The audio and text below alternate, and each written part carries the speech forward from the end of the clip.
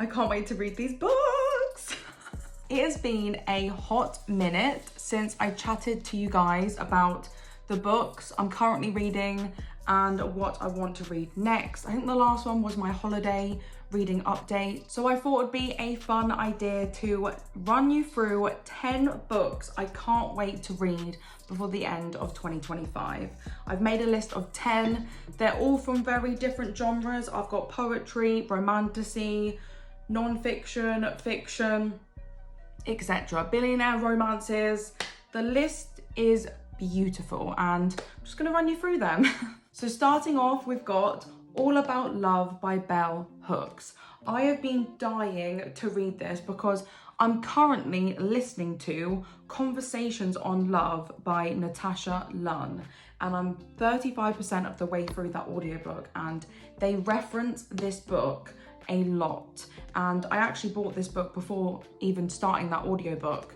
So I'm a bit gutted I didn't start it before listening to that. However, this is high on my reading list. I've got my notes here. It is a non-fiction book, and All About Love offers radical new ways to think about love by showing its interconnectedness in our private and public lives. And the book goes through what it means to give and receive love and how love in our childhood can impact us in our adulthood. I'm just really wanting to understand love a lot more. I know I mentioned this in many videos ago, but I've heard that this is the Bible for that. Then is Factory Girls by Michelle Gallen, and this is a comedy coming of age story. It's also a Irish historical fiction because it's based in 1994 in Ireland, and it basically follows this young teenager. I think she's 16 years old. She's working in a clothes factory and she's saving up all her money to leave Ireland because things are heating up, or maybe not leave Ireland, but leave the town that she currently lives in. It's about the tension that she's facing inside of the factory and about the rising tension outside in her town. And yeah, it's meant to be very funny and a bit lighthearted, but obviously touching on some serious topics as well. So I'm buzzing for this. I don't usually read books that are like set back in time, but I am really excited for that one. Then we have Legendborn by Tracy Deonn. I mean, there's no way I'm finishing this year without not reading this. It's been on my to read for years, and it's criminal that I haven't read this already. It's a YA romantasy, and it follows a 16-year-old girl again. Surely these girls are not both 16. I know that this main character is 16, Bree. However, I could have got that wrong there. Maybe she's not even a teenager in this book, but it's a coming of age story, so she'll have to be a teen. Anyway, I've got my notes here because I keep saying this wrong, fumbling my words. So this follows Bree, who discovers a secret and historical magical society called Legendborn, and basically, the Legendborn people, they hunt down creatures and they use magic. And one day Bree witnesses this magic and the guy tries to warp her memory. However, when this happened, it ignited her magic. And I think it's about her like learning about her magic, wanting to learn more about this secret society, and teaming up with this boy who used to be part of Legendborn but has been outcasted. It follows them. I think this is a trilogy, and like I said, this is 100% being read. I mean, I plan to read all of these by the end of the year. Fingers crossed. Then we have King of Envy by Anna Huang. This is a dark billionaire romance. It's between, who are they? Because they're new characters. Basically, this is the 5th book in the Kings of Sin series, and every character is very interconnected. You get to see all of the characters and learn about them in each of the books. However, the 2 characters of this book are quite new. They're branching off a bit from the main 4. So it's with Vuk, I hope I'm pronouncing his name right, V-U-K. I think that's Vuk. That's not my head. It sounds like I'm saying F-U-C-K, but I'm not. It's between him and Ayanya, Am I pronouncing her name right? These two. No, Ayana. Sorry about that. He is a billionaire. He's quite dark. He's got a dark past. He's got scars on his face because of his past life. And he is in love and obsessed with Ayana. And she is a supermodel. She's famous worldwide, but she is getting married to Vuk's oldest friend. However, this marriage is a business deal because her fiance only gets his inheritance when he marries, but then she's part of a toxic modeling agency and she needs a lot of money to leave them.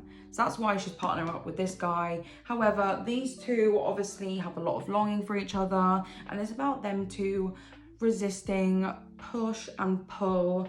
And I think his toxic past, like there's a lot going on with Vuk and his past, I think that gets involved in the story as well. I've only heard good things about this, and look how beautiful this is. I love it. Then we have The Vegetarian by Han Kang. This is a horror literary fiction, and it's about this wife, this woman, who starts to have nightmares about basically the cruelty of eating animals and how they're murdered, etc. So she decides to become a vegetarian, and this causes issues with her husband, and her marriage kind of gets turned upside down because of this. And her husband, her brother-in-law, and her sister basically try and persuade her to not be a vegetarian, but they do it in some crazy ways, I think. Let me check my notes again. They try and change her mind in intrusive ways, but she's like having a small act of independence with becoming a vegetarian outside of her marriage, and she's sticking to her guns, but I think this has some twisty stuff that goes on. I can't wait. This won the winner of the 2024 Nobel Prize in Literature Award, so I'm buzzing for this. Then we have the Iliad by Homer, and the translator was Emily Wilson. Look how gorgeous this book is. It's stunning, and this is poetry. I've said I want to get into poetry, and I'm literally jumping in the deep end here. But it's also on mythology. This, let me read it because I'm gonna get the description of this wrong, but it's epic poetry by Homer, and it tells the story of the 10-year Trojan War. It focuses primarily on the rage of the Greek warrior Achilles and its consequences, alongside the heroic efforts of Hector, a Trojan prince, to protect his people and family. And in all honesty, the main reason why I'm reading this is because loads of other book bloggers out there have said this was a great book to read to prep for Catabasis by R.F. Kuang, which is coming out in a couple of months. I don't think it's long. I think maybe September, October. So I'm planning to read this, and then I'm probably going to read the, what's it called? The Odyssey. That's kind of like the next book on from this. So I'm buzzing for this. I know it's going to be a task, but I think the fact it feels really good is going to help me read it. I know that sounds really odd, but I hope you understand what I'm talking about there. Then we have Things in Nature Merely Grow, and this is by Yian Li. I recently went to her book talk on this, so I watched her on a panel speaking about her experiences and why she wrote this book. It was such a lovely experience. It's the first time I've ever done that before, and I'm definitely going to be making a video on that because I managed to film some clips. But this book is basically like a non-fiction biography memoir. It's an account of her losing her two sons, both to suicide. And this says it's a remarkable, defiant work of radical acceptance as Yian Li considers the loss of her son James, but she also does talk about the loss of her son Vincent. And I know it's going to be quite emotional, but she parrots that this is not about grief, and it's not like a self-help book in terms of like how to get through grief and mourning, etc. Because she actually says she refuses to use mourning and grieving because they cannot adequately contain the magnitude of her experience. So It's going to be very touching, heartfelt, and very raw, I imagine. And everything I heard from the book talk it made me want to read this even more. It makes me feel like I'm going to understand her perspective a lot more. I can't wait to show you and give you insight about that book talk and how much this author, just the way she speaks and describes stuff in person is beautiful. I can only imagine how amazing her writing is. Then I have A Forest of Noise by Musab al-Putoha. This is a collection of short stories of life living in Gaza.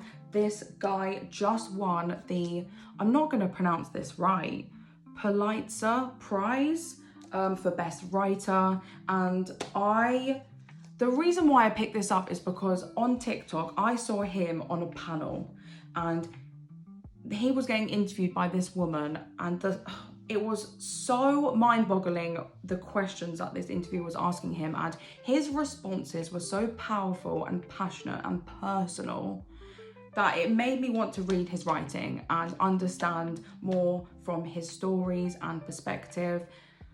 Honestly, I was drawn to him, so I instantly, literally the next day after viewing that clip, I went out to get this book. It says here that this is not just an act of writing about survival, but as survival. He manages to capture the rhythms of life in a traditional Palestinian village.